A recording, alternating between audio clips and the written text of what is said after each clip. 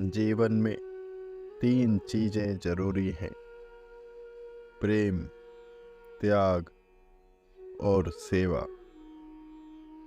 प्रेम से परमात्मा के लिए उपयोगी बनोगे, सेवा से समाज के लिए और त्याग से अपने लिए।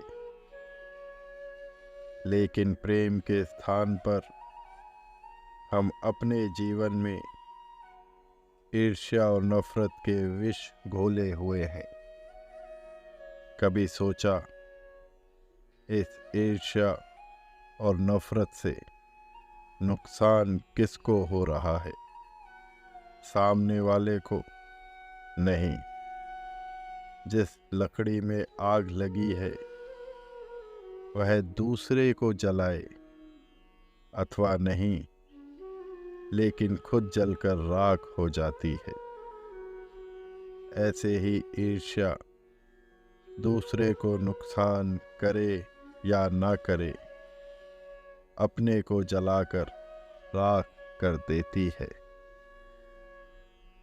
इसलिए जीवन में घृणा और नफरत का जहर नहीं, प्रेम हो।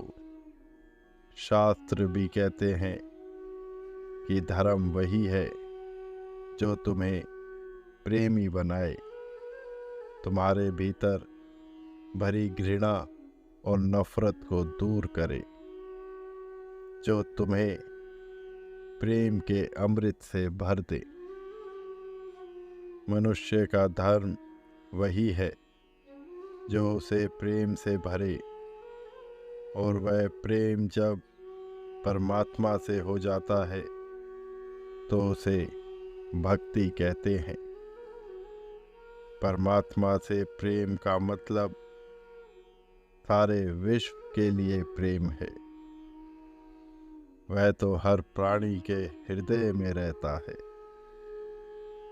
इसका मतलब है प्राणी मात्र से प्रेम। जो प्रेमी है केवल वही उपयोगी है, वरना कोई कितना ही विद्वान और धनवान क्यों न हो, वह किसी काम का नहीं। पाप करना सरल है, पुण्य करना कठिन। लोग पुण्य तो बहुत कर लेते हैं, लेकिन पाप को छोड़ते नहीं। इसलिए पुण्य को जैसा फल मिलना चाहिए वह नहीं मिलता। बहुत से लोग तीर्थों में जाते हैं, दान आदि करते हैं, लेकिन पाप कर्म नहीं छोड़ते। ऐसे लोग भी हैं जो पुण्य और पाप कर्म के भेद को जानते हैं, लेकिन उनसे पूछो तो कहते हैं कि अधर्म हमसे छूटता नहीं।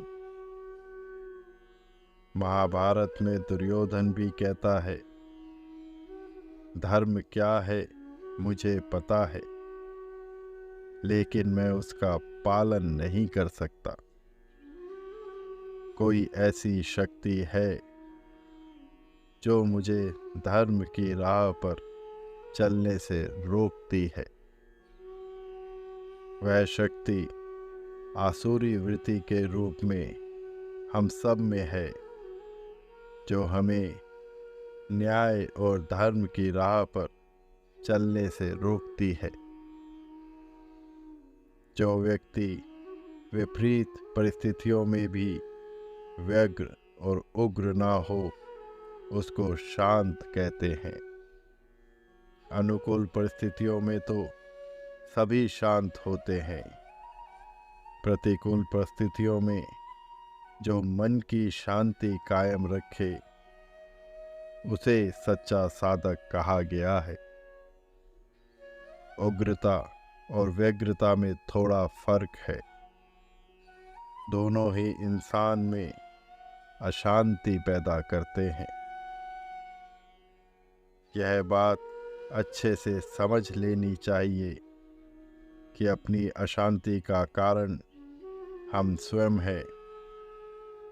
अशांति के मूल में कोई इच्छा है, कोई आग्रह है। वह आग्रह जितना दुराग्रह बनता जाएगा, अशांति उतनी बढ़ती जाएगी। अशांति के मूल में इच्छा और पूर्वाग्रह छिपे हैं।